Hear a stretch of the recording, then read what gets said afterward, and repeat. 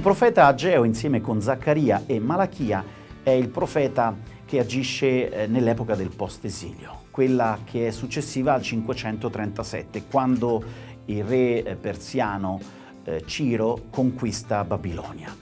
Egli rimanda a Gerusalemme tutti gli ebrei deportati, perlomeno quelli che scelgono di non rimanere in Babilonia.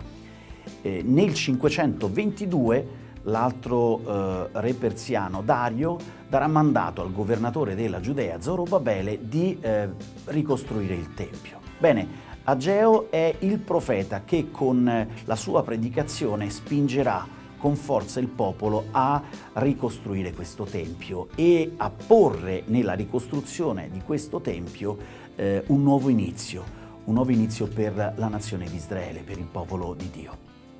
Sia ben inteso, la storia del Tempio, che è un tutt'uno con la storia di Israele, si protrarrà per altri 5 secoli. Il Tempio verrà ricostruito grazie all'opera di Ageo, ma Israele non riconquisterà più la libertà fino all'apice di questa storia di deportazione e di dominazione che verrà sancita dalla distruzione del Tempio ad opera dell'esercito romano nell'anno 70.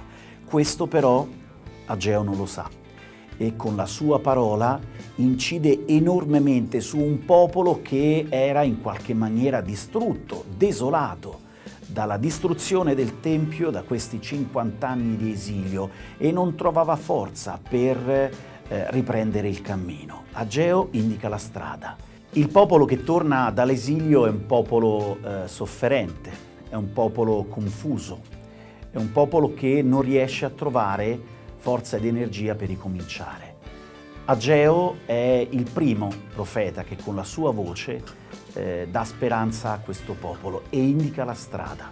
Certo, la distruzione del Tempio è stata pesante, ancora di più la deportazione. Il culto è forse rimasto tra le rovine di questo Tempio, ma Ageo invita il popolo, invita il governatore, invita i capi del popolo a ricominciare dal Tempio, dalla ricostruzione di un Tempio. Questo Tempio che continuerà per più di 500 anni ad essere la casa di Dio e la casa di Israele.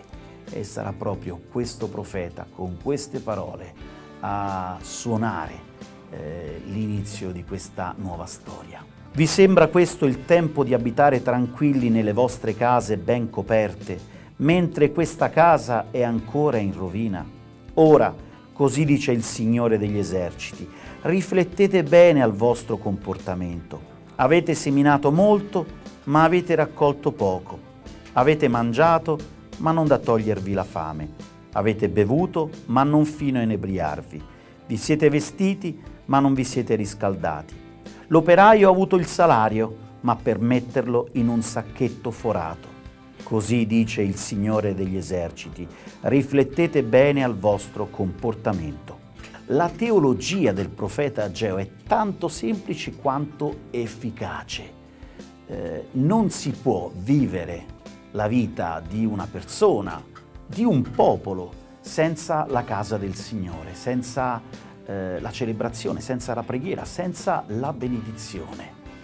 E questa teologia, nella sua semplicità, ma ancorché nella sua efficacia, è una teologia che troviamo in un salmo bellissimo, il Salmo 126. Se il Signore non costruisce la casa, invano vi faticano i costruttori. Se il Signore non custodisce la città, invano veglia il custode. Invano vi alzate di buon mattino e tardi andate a riposare. Senza il culto, senza la preghiera, senza la benedizione del Signore, ogni cosa è vana. Non si può in qualche maniera intraprendere nessun cammino. E lo stesso Gesù nel Vangelo prenderà da questa intuizione di Ageo una sua affermazione perentoria. Chi non è con me è contro di me, chi non raccoglie con me disperde. Ecco, la provocazione, l'invito di questo profeta è tutto qui. Si può oggi rinunciare alla casa del Signore, si può oggi rinunciare al culto, alla preghiera, alla celebrazione, alla messa, al giorno del Signore, Ageo ci dice no, possiamo accumulare, ma alla fine il sacchetto della nostra vita sarà forato in quella immagine molto bella.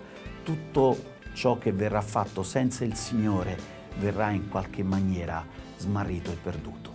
Sappiamo che nel 521, grazie anche all'editto del re Dario di Persia, Zorobabele darà inizio alla ricostruzione del Tempio, una ricostruzione che durerà per 5 anni e riporterà agli antichi splendori un Tempio che rimarrà in vita per più di 500 anni, fino al 70 d.C., quando le truppe di Tito raderanno al suolo il Tempio e metteranno fine a questa storia millenaria.